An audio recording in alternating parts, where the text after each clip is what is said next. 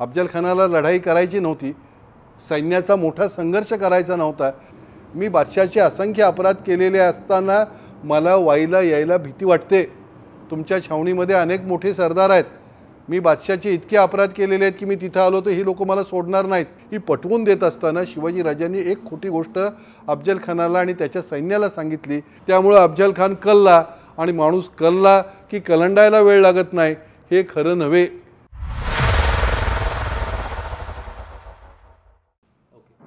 Sir Jadunath सरकारांनी शिवाजीराजे आणि अफजल खान यांच्या भेटीचं वर्णन करत असताना सांगितलेलं आहे की it was a case of diamond cut diamond, हिऱ्यानं हिरा कापला जावा तद्वत हा प्रकार घडलेला आहे। कपट कारस्थानामध्ये तज्ज्ञ असलेल्या अफजल खानाला त्याच्याच पद्धतीनं मारण्याचा पराक्रम हा महाराजांनी करून दाखवलेला आहे।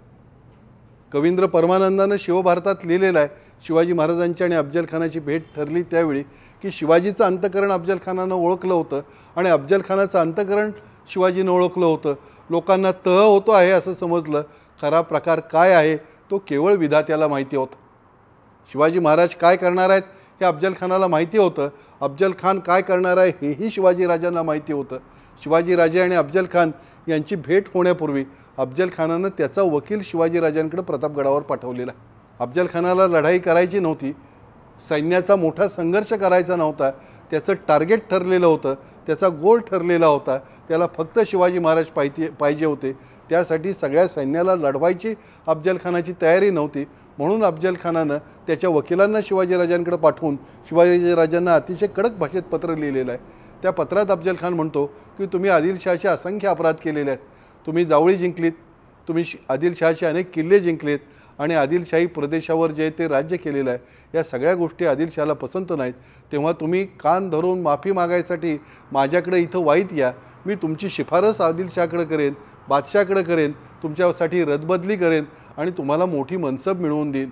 पण तुम्ही असं जर केलं नाही तर मात्र मला वेगळा मार्ग पत्करावा लागेल।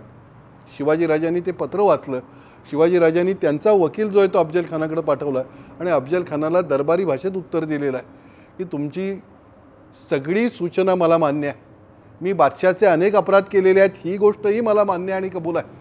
मी बादशाहचे असंख्य अपराध केलेले असताना मला वाईला यायला भीती वाटते। तुमच्या छावणीमध्ये अनेक मोठे सरदार आहेत, मी बादशाहचे इतके अपराध केलेले आहेत की मी तिथे आलो तर ही लोक मला सोडणार नाहीत, तेव्हा मी वाईला येणार नाही, तुम्हीच प्रतापगडावर या, तिथं मी तुमची भेट घेतो, तुम्ही माझी समजूत घाला, तुम्ही मला प्रतापगडापर्यंत आणायला आलेला आहात। हे विजापूरपर्यंत सगळ्या लोकांना कळालं की माझ्यावर राग असणारे विजापूर दरबारातले सरदार गप्प बसतील आणि माझी भीती कमी होईल, आणि अशी माझी भीती कमी झाली की मी तुमच्याबरोबर विजापुरात येतो आणि आपण दोघंही विजापूरला परत जाऊ। म्हणजे महाराजांनी ठरवलं होतं की रणभूमी ही प्रतापगडचीच राहील, मी प्रतापगडची रणभूमी बदलणार नाही, हे शिवाजी महाराजांनी नक्की केलं। प्रतापगडची रणभूमी नक्की केल्यानंतर शिवाजीराजे प्रतापगडावरनं हलणार नाहीत हेही अफजल खानाला नक्की झालं। अफजल खानाला वर्षानुवर्षे वाईट वाट बघत बसणं शिवाजीराजांची हे शक्य नव्हतं। एक दिवस अफजल खानाला शिवाजीराजांना पकडून जायचंच होतं, तो दिवस उद्याचा दिवस असण्यापेक्षा आजचा दिवस असावा ही अफजल खानाची इच्छा होती, अपेक्षा होती। अफजल खानानं प्रतापगडला जायचं नक्की केलं। त्यासाठी शिवाजीराजांना अफजल खानाशी बोलणी करत राहावी लागली, अफजल खानाला शिवाजीराजांशी बोलणी करत राहावी लागली। शिवाजीराजे काही झाले तरी प्रतापगड सोडणार नाहीत याची खात्री अफजल खानाला पटवून द्यावी लागली। ही पटवून देत असताना शिवाजीराजांनी एक खोटी गोष्ट अफजल खानाला आणि त्याच्या सैन्याला सांगितली। ती खोटी गोष्ट म्हणजे शिवाजीराजे हे अफजल खानाला घाबरतात, शिवाजीराजांना आदिलशहाच्या सैन्याची भीती वाटते आणि ही भीती शिवाजीराजांच्या मनातून जात नाही। ही गोष्ट वारंवार शिवाजीराजांनी सांगितली, एखादी खोटी गोष्ट अनेक वेळा सांगितली की ती खरी वाटू लागते। या मानसशास्त्रीय गोष्टीचा शिवाजीराजांना अभ्यास होतो। मी तुला घाबरतो, मला तुझी भीती वाटते, माझ्या मनात तुझ्या सैन्याबद्दल भय आहे, ही गोष्ट शिवाजीराजांनी वारंवार आदिलशहाच्या सैन्याला सांगितल्यामुळं आदिलशहाच्या सैन्याला आणि स्वतः अफजल खानालाही ती गोष्ट काहीशा प्रमाणात खरी वाटू लागली असेल। त्यामुळं थोडी फार का होईना पण बेफिकिरी ही आदिलशाही सैन्यामध्ये निर्माण करता आली असेल, तरीही शिवाजी महाराजांनी मोठं मानसशास्त्रीय यश मिळवलेलं आहे असं म्हणता येईल। शिवाजीराजे आणि अफजल खान यांच्या वकिलांच्या ज्या भेटीगाठी झाल्या पंताजी गोपीनाथ बोकील नावाचे महाराजांचे वकील आहेत आणि कृष्णाजी भास्कर कुलकर्णी नावाचे अफजल खानाचे वकील आहेत. त्या दोघांमध्ये चर्चा झाली. भेटीची जागा प्रतापगडाच्या पायथ्याशी ठरवली गेली. तिथं महाराजांनी मोठा शामियाना उभा करायचा आणि त्या शामियान्यामध्ये दोन्ही खाशा स्वाऱ्यांनी एकमेकांना भेटायचं असं ठरलं. शिवाजीराजे आणि अफजल खान हे एकमेकांना भेटायला तयार झाले. दोघांनी एकमेकांना एकांतात भेटायचं असं ठरलं. दोघांबरोबर त्यांचे वकील राहतील, ते एकमेकांना शिवाजीराजांची आणि अफजल खानाची ओळख करून देतील आणि तेही शामियान्यातून बाहेर जातील. दोघांनी सोबत 10 अंगरक्षक घेऊन यायचं. ते 10 अंगरक्षक जे आहेत ते बाणाच्या टप्प्यामध्ये उभे राहतील, एका ठराविक अंतरावर उभे राहतील आणि त्या शामियान्यात दोन्ही खाशा स्वाऱ्या अफजल खान आणि शिवाजीराजे हे एकमेकांना भेटतील असं भेटीचं नियोजन तयार केलं गेलं. अशा भेटीच्या अटी ठरवल्या गेल्या. त्या अटींचं पालन करण्याचं दोघांनी कबूल केलं गेलं आणि शिवाजीराजांनी अफजल खानाला प्रतापगडावर भेटायला यायचं निमंत्रण दिलं. हे निमंत्रण देत असताना महाराजांनी सांगितलं, एकटे येऊ नका, तुमचं सगळं सैन्य घेऊन या, तुमच्या सगळ्या सैन्यासह तुमचं स्वागत आहे.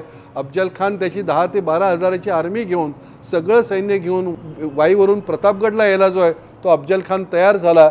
अफजल खान वाईतून बाहेर पडला आणि प्रतापगडापर्यंत अफजल खान जो आहे तो गेलेला आहे. अफजल खानाबरोबर त्याचे हत्ती होते, घोडे होते, तोफखाना होता. हे सगळं सैन्य घेऊन अफजल खान गेलेला आहे. अफजल खानाच्या डोक्यात एकच होतं की बऱ्या बोलानं शिवाजी भेटायला आला तर ठीक आहे, नाही भेटायला आला तर आपल्याला प्रतापगडला वेढा घालावा लागेल. जमेल तसा वेढा घालायचा, जमेल तसा प्रतापगडावर हल्ला करायचा आणि शिवाजीराजाला पकडायचं.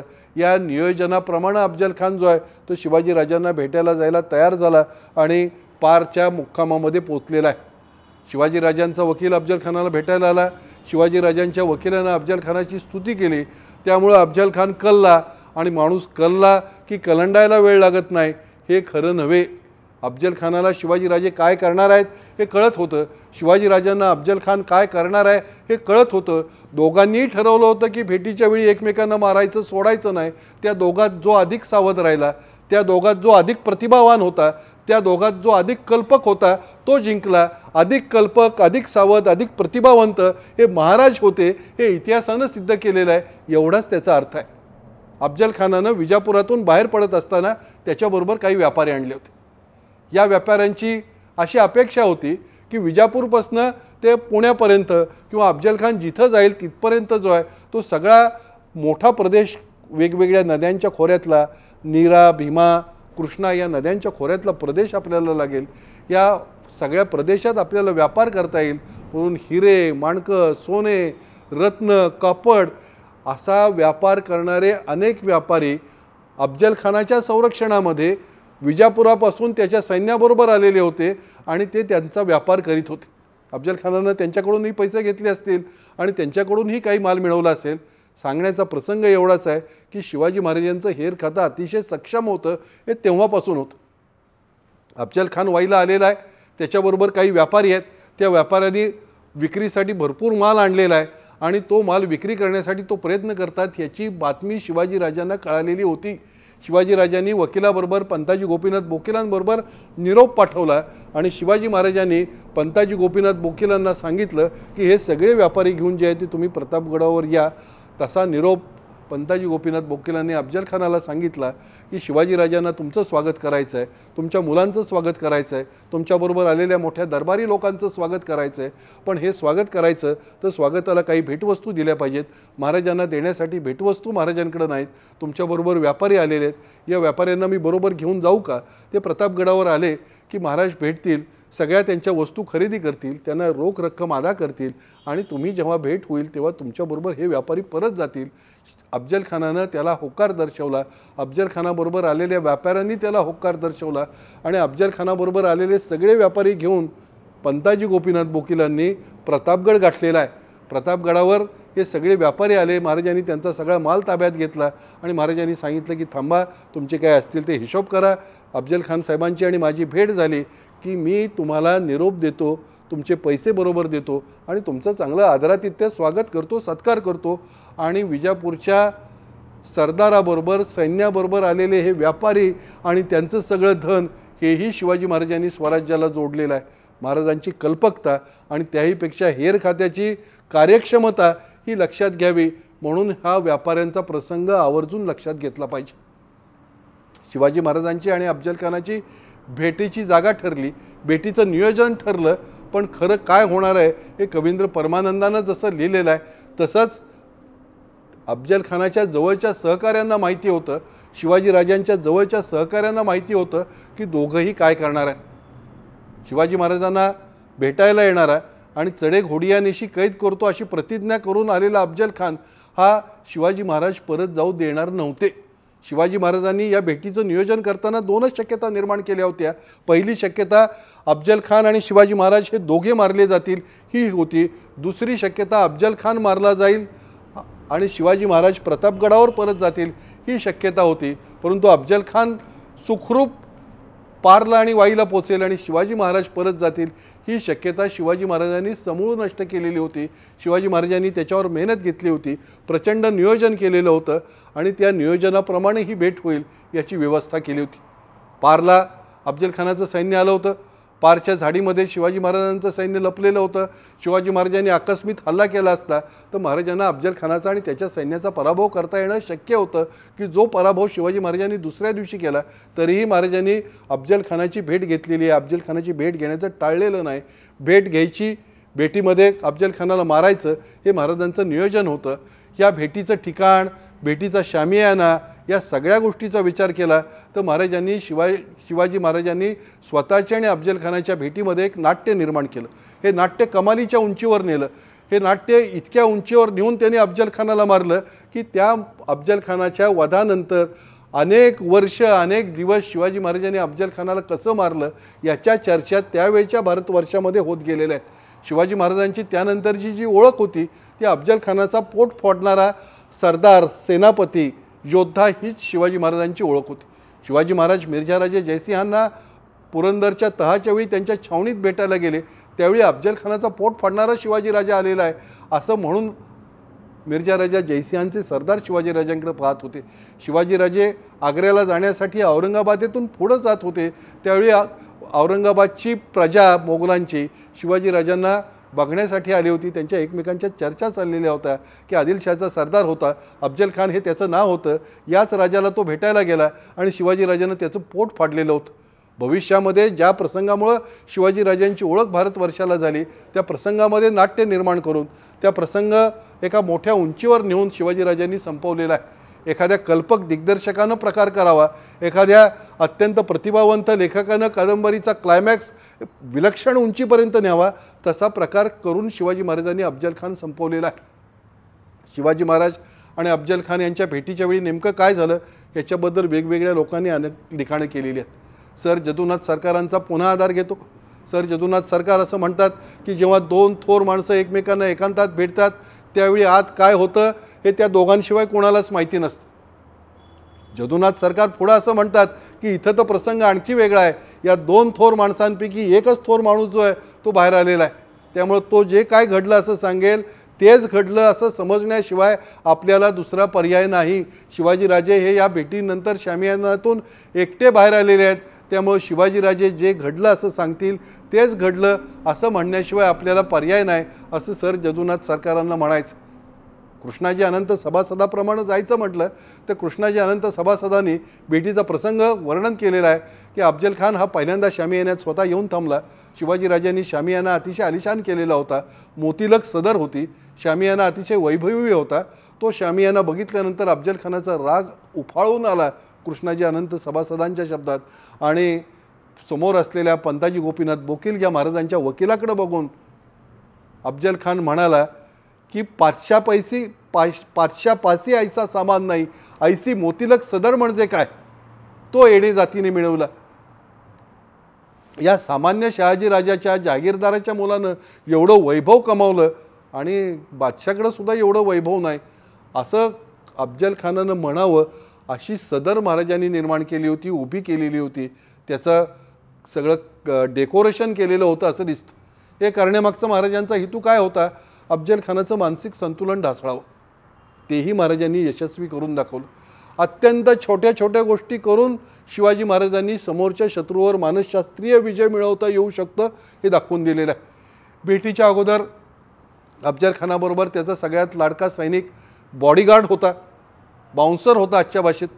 त्याचं नाव बडा सय्यद. मराठी कागदपत्रात त्याचा उल्लेख सय्यद बंडा असा आहे, तो शामियानात बसलेला होता. महाराज त्या शामियानाच्या बाहेर थांबले आणि महाराजांनी सांगितलं की मला ह्याची भीती वाटते या बडा सय्यदची, त्याला बाहेर काढा.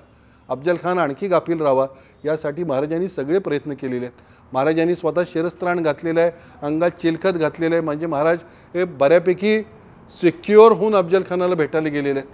अफजल खान बेसावत होता, पण तरीही तो या कलेतला तज्ज्ञ असल्यामुळं त्याच्या बेसावतपणाचा महाराजांना फायदा घेता आला. तरी अफजल खान अगदीच जो आहे तो पराभूत होईल अशी परिस्थिती नव्हती. अफजल खान हा महाराजांना भेटायला आल्यानंतर शामियान्यातला प्रसंग हा कृष्णाजी अनंत सभासद सांगतो. नंतर बडा सय्यद शामियान्यातनं बाहेर गेला, महाराज शामियान्यापर्यंत गेले. शामियान्यापर्यंत गेलेल्या महाराजांची आणि अफजल खानाची ओळख दोघांच्या वकिलांनी एकमेकांना करून दिली.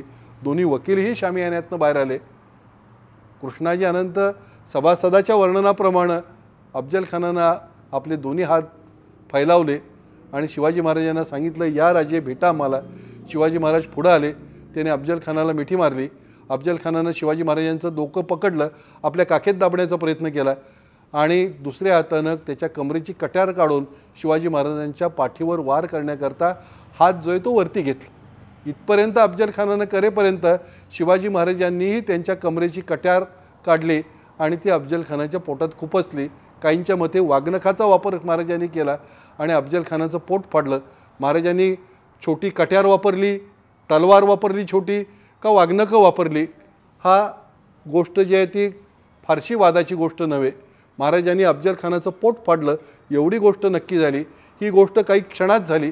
अफजल खानाला महाराज असं करतील याची कल्पना नव्हती, कारण कृष्णाजी अनंत सभासदाचे शब्द आहेत की अफजल खान जोरजोरात ओरडला, दगा दगा, मारिले धावा, बेगी धावा, हे शब्द आहेत. अफजल खान काय म्हटला, अफजल खानाचे पोट फाडल्यानंतर तो ओरडत होता. दगा दगा हे पहिले शब्द, मारिले धावा, बेगी धावा, तोबडतोब धावा, मला मारलंय, पळत या, हे अफजल खान सांगत होता. याचा अर्थ शामियान्यात कोणी नव्हतं. अफजल खानाची आतडी बाहेर काढल्यानंतर महाराज शामियान्यातनं उडी मारून बाहेर आलेले आहेत आणि थेट महाराज जे आहेत ते प्रतापगडच्या दिशेनं पळायला महाराजांनी सुरुवात केली. एका बाजूला महाराज प्रतापगडच्या दिशेनं पळतायत आणि दुसऱ्या बाजूला शामियान्यातनं बाहेर पडून अफजल खान त्याच्या पालखीपर्यंत गेलेला आहे. शामियान्यातून बाहेर पडणाऱ्या शिवाजी महाराजांवर बडा सय्यद यानं वार करण्याचा प्रयत्न केला. शिवाजी महाराजांचा जीवा महाले सकपाळ नावाचा जो अंगरक्षक होता त्यानं या बडा सय्यदचा हात, सय्यद बंडाचा हात जो तो हवेत उडवला आणि शिवाजी महाराजांचं रक्षण केलं. होता जीवा म्हणून वाचला शिवा ही म्हण मराठी मुलकात तेव्हापासून प्रचलित झाली, रूढ झाली. पण सगळ्या संकटांवर मात करून महाराजांनी अफजल खानाचा कोथळा बाहेर काढला आणि महाराज प्रतापगडच्या दिशेनं धावत गेले. ही गोष्ट घडली. महाराजांना वाटेत कृष्णाजी भास्कर कुलकर्णी या अफजल खानाच्या वकिलांना अडवलं आणि शिवाजी महाराजांना नाईलाजानं अफजल खानाच्या वकिलाला मारावं लागलं. ही गोष्ट इथं आवर्जून सांगितली पाहिजे. कृष्णाजी भास्करला वकिली कुठं थांबवायचं हे कळालं नाही, त्याचं प्रायश्चित्त कृष्णाजीला मिळालं. कृष्णाजी भास्कर कुलकर्णी याला मारून अफजल खानाचा कोथळा बाहेर पाडून शिवाजी महाराज प्रतापगडावर पोचले. जखमी अवस्थेतल्या अफजल खानानं कृष्णाजी अनंत सभासदाच्या कथनाप्रमाणे आपलं पोट आवळलं. तो तशा अवस्थेत पालखीत जाऊन बसला. भोयांनी पालखी उचलली.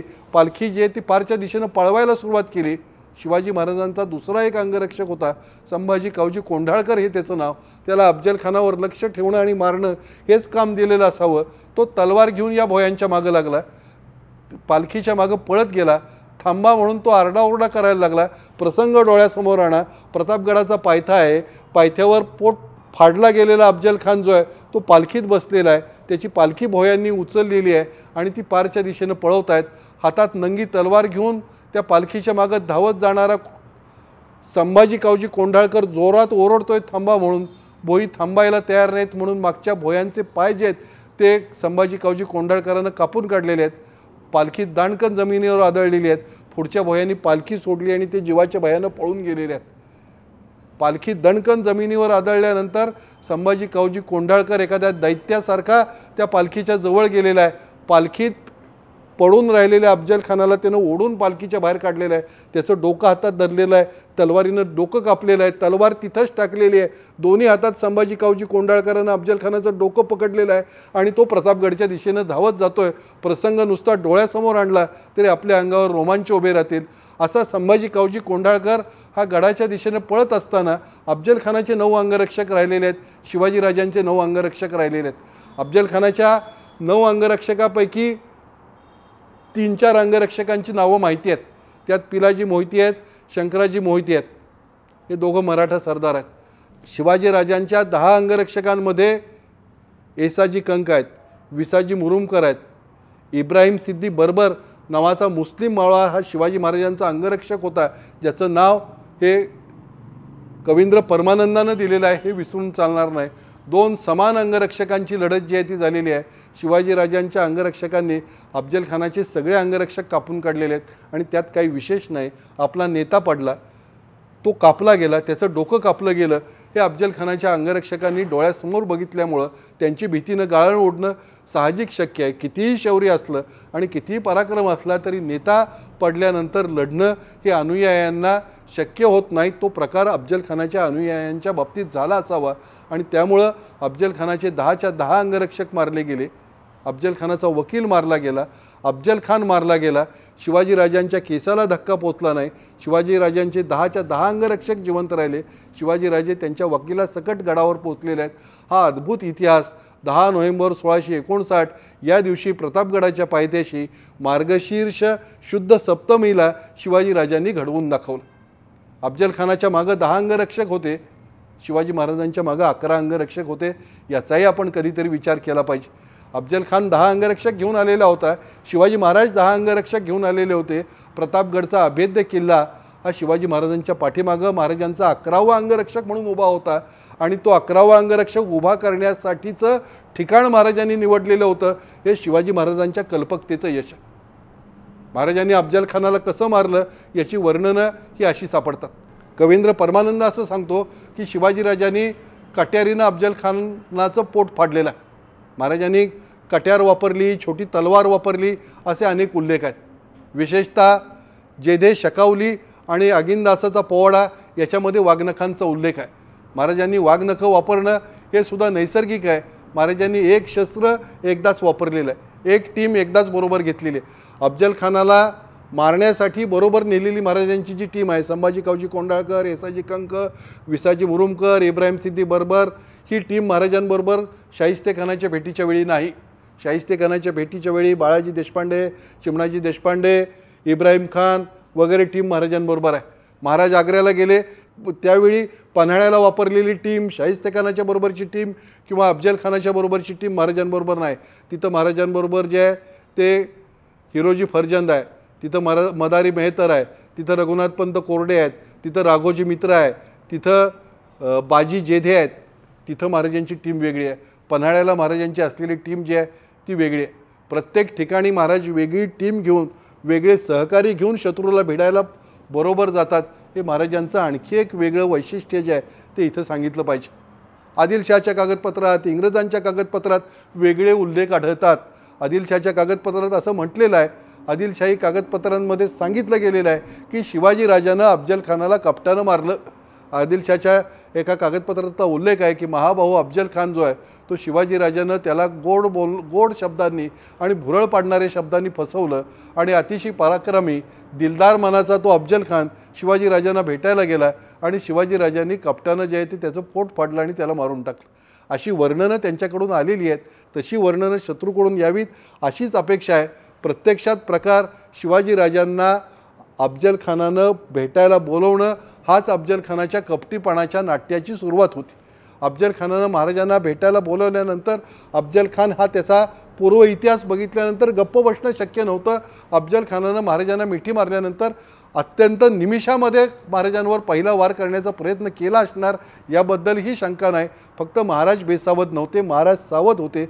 महाराजांनी अफजल खानाचा प्रयत्न हाणून पाडला आणि माझ्यावर जर तू बेईमानीनं आणि दगाबाजीनं मारण्याचा प्रयत्न करणार असशील आणि ते प्रयोग माझ्यावर करणार असशील तर तुझी सुटका नाही, हे महाराजांनी स्वतःच्या कृतीतनं दाखवून दिलेलं आहे। शिवाजी महाराजांची आणि अफजल खानाची भेट प्रतापगडावरची आणि महाराजांनी अफजल खानाचा केलेला वध ही मराठ्यांच्या इतिहासामध्ये सुवर्णाक्षरांनी लिहिली जावी अशी घटना आहे। महाराजांनी अफजल खानाला मारलं ही गोष्ट खरी आहे, पण पारमध्ये अफजल खानाची 12,000ची छावणी होती, त्यात हत्ती होते, घोडे होतं, सैन्य होतं, प्रचंड लढाऊ योद्धे होते। आता त्यांचं काय करायचं? महाराजांनी या पारच्या अफजल खानाच्या छावणीच्या भोवती त्यांचं 2 ते 3 हजाराचं सैन्य जे आहे ते लावून ठेवलेलं होतं. शिवाजी महाराजांची आणि अफजल खानाची भेट झाल्यानंतर गडावरून तोफांचे आवाज होतील असं या सैन्याला वाटेल, परंतु महाराज गडावर पोचल्यानंतर हे तोफांचे आवाज झालेले आहेत. महाराज अफजल खानाला मारलं आणि महाराज प्रतापगडावर पोचले. महाराज बालेकिल्ल्यात गेले, महाराज राजवाड्यात पोचले आणि तिथं महाराज पोचल्यानंतर महाराजांनी तोफांचे आवाज केले. ते तोफांचे आवाज हे पारच्या छावणीतल्या अफजल खानाच्या सैन्याला वाटलं की आता दोन्ही खाशा स्वाऱ्या एकमेकांना भेटलेल्या आहेत. आता काही क्षणात अफजल खान जो आहे तो शिवाजीराजांना मारेल, आपली मेजवानी होईल आणि आपला परतीचा प्रवास सुरू होईल. ती संकेताची खूण स्वीकारून शिवाजीराजांच्या सैन्यानं जे आहे ते अफजल खानाच्या सैन्यावर हल्ला केलेला आहे.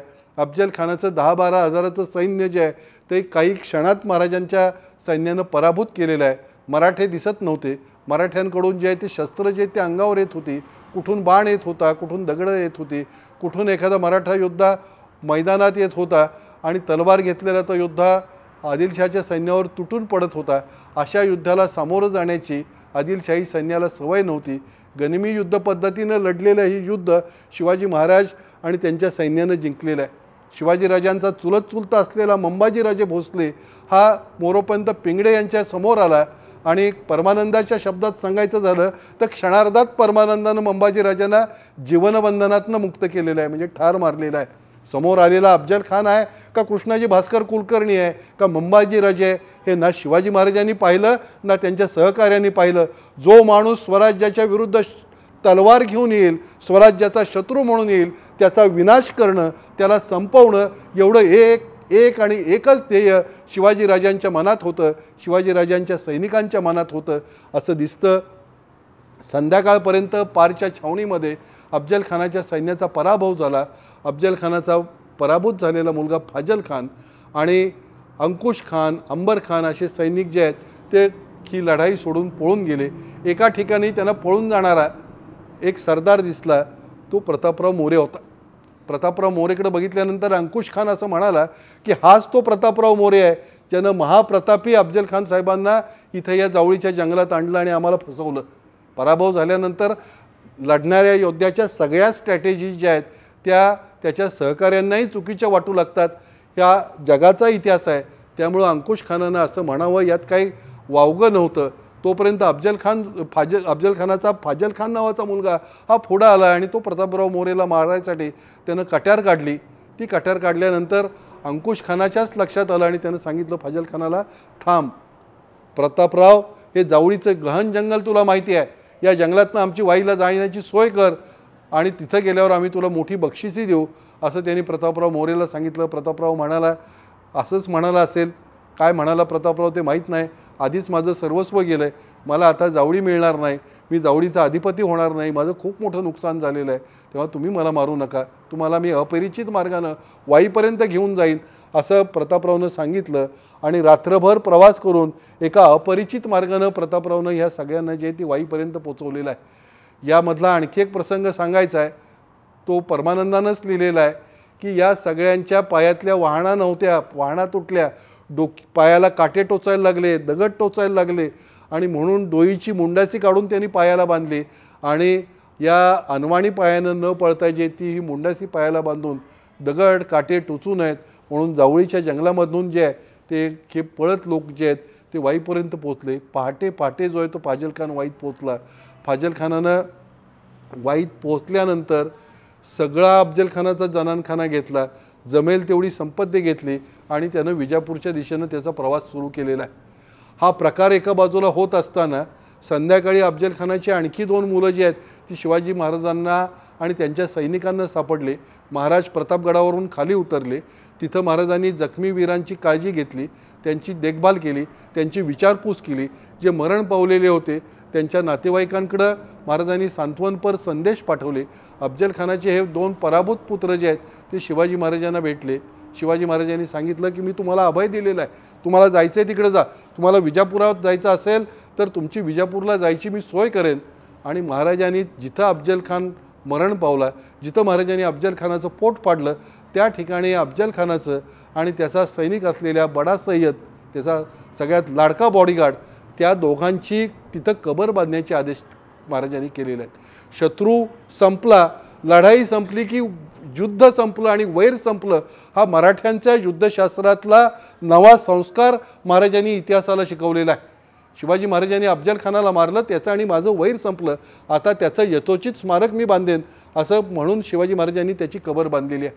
प्रतापगडाच्या पायथ्याशी असलेली अफजल खानाची आणि बडा सय्यदची कबर ही अफजल खानाचं स्मारक नाही, हे आदिलशहाचं स्मारक नाही, आदिलशाही सैन्याचं स्मारक नाही, ते छत्रपती शिवाजी महाराजांच्या पराक्रमाचं, कल्पकतेचं आणि प्रतिभेचं स्मारक आहे. ते 350 वर्ष दिमाखानं प्रतापगडाच्या पायथ्याशी उभं आहे.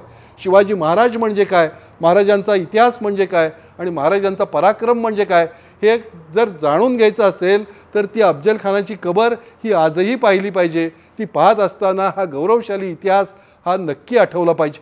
शिवाजी महाराजांनी अफजल खानाचा पराभव केल्यानंतर महाराजांनी काय केलेलं आहे, ते पराभूत व्यापारी जे आहेत ते परत पाठवून दिलेले आहेत. पराभूत व्यापारी जे आहेत ते विजापूरच्या दिशेने गेले. पराभूत व्यापाऱ्यांना दुसरा मार्ग नव्हता. अफजल खानाच्या मुलांनाही शिवाजी महाराजांनी सोडून दिलेलं आहे. महाराजांच्या सूचना होत्या की अफजल खानाला जाऊन मिळालेला उतरवळीचा खंडोजी खोपडे देशमुख हा सापडला तर त्याला सोडू नका, तो मला मिळाला पाहिजे. स्वराज्याशी बेईमानी करणाऱ्या आणि दगाबाजी करणाऱ्या प्रत्येक व्यक्तीला काय धडा शिकवला जातो हे मी तुम्हाला दाखवून देईन. या लढाईमध्ये शिवाजी महाराजांना कान्होजी जेधे देशमुख यांची मोठी मदत झालेली आहे. कान्होजी जेधे आणि त्यांच्या मुलांनी प्रतापगडच्या लढाईमध्ये फार मोठा पराक्रम केलेला आहे. कान्होजी जेध्यांचं नाव हे इतिहासामध्ये मुद्दाम घेतलं जावं हे अशासाठी की कान्होजी जेध्यांना शहाजीराजांबरोबर कैद झाली होती. कान्होजी जेधे हे कारीचे मूल निवासी होते. कान्होजी जेध्यांना अफजल खानाचं पत्र आलेलं होतं की तू ताबडतोब मला येऊन भेट, मला येऊन मिळ आणि माझ्याबरोबर लढाई कर. अशा वेळी कान्होजी जेध्यांनी शिवाजी महाराजांची बाजू घेतली. मावळ भागातले सगळे नामांकित मराठी सरदार आणि मराठा घराणी ही शिवाजी महाराजांकडे आणून जोडण्याचं काम कान्होजी जेध्यांनी केलेलं आहे. लढाईमध्ये बलिदान करणं जेवढं महत्त्वाचं असतं त्यापेक्षाही लढाईमध्ये त्याग करणं, राजासाठी सर्वस्वाचं बलिदान करणं यापेक्षासुद्धा राजाचा एखादा शब्द पाळणं महत्त्वाचं असतं. हे कान्होजी जेधे हे समजावून घेतल्याशिवाय लक्षात येणार नाही. शिवाजी महाराजांनी अफजल खानाचा पराभव केल्यानंतर त्यांच्या दरबारातलं मानाचं पहिलं पान जे आहे ते कान्होजी जेधेनं दिलेलं. कान्होजी जेध्यांचा पराक्रमच तसा होता, कान्होजी जेध्यांनी केलेली मदतच तशी होती. थोडंसं विषयांतर करून कान्होजी जेध्यांबद्दल सांगतो. पन्हाळ्यावरून शिवाजी महाराजांची सुटका झाली. घोडखिंडीमध्ये बांदलांच्या 300 मावळ्यांनी जे आहे ते शिवाजी महाराजांसाठी प्राणार्पण केलं आणि शिवाजी महाराजांना विशाळगडावर पोचवलं. तो सगळा प्रसंग घडल्यानंतर शिवाजी राजांनी कान्होजी जेध्यांना सांगितलेलं होतं की तुम्हाला मी दरबारातलं मानाचं पहिलं पान दिलेलं आहे, परंतु माझ्यासाठी बांदलांच्या 300 लोकांनी स्वतःचे जीव धोक्यात घातले नाही, जीव दिले, तेव्हा ते मानाचं पहिलं पान त्यांना द्यावं असं मला वाटतं. जेधे आणि बांदल यांच्यातलं वैर सर्वश्रुत होतं. असं असतानाही कान्होजी जेध्यांनी सांगितलं, अरे राजे, मागून काय मागितलं तर मला दिलेलं मानाचं पहिलं पान ते तुम्हीच दिलेलं होतं. तुमच्या प्रेमाशिवाय मला अधिक काही मोठं नाही. ते पान, मानाचं पहिलं पान तुम्ही अवश्य बांदलांना द्या. शिवाजीराजांनी ते मानाचं पहिलं पान हे बांदलांना दिलं. शिवाजीराजांच्या प्रेमासाठी मानाचं पहिलं पान सोडणारे कान्होजी जेधे हे इतिहासात अजरामर झाले. कान्होजी असं म्हणाले असते तरी चाललं असतं, महाराज अफजल खानाचं मला पत्र आलं होतं, मी त्याच्याकडे गेलो नाही, मी तुमची बाजू घेतली, तुमच्याकडे थांबलो, प्रतापगडच्या लढाईत पराक्रम केला, माझी मुलं तुमच्याबरोबर होती, अशा परिस्थितीत मी पानाचं पहिलं पान सोडणार नाही असं जर कान्होजी जेधे म्हटले असते तर महाराज त्यांच्यावर सक्ती करू शकले नसते. परंतु सर्वस्वाचा त्याग करणारी माणसं जशी महाराजांकडे होती तसा स्वतःचा मान आणि अपमान विसरून स्वतःचा मानसुद्धा राजाच्या पायाशी ठेवणारे कान्होजी जेधे महाराजांबरोबर होते.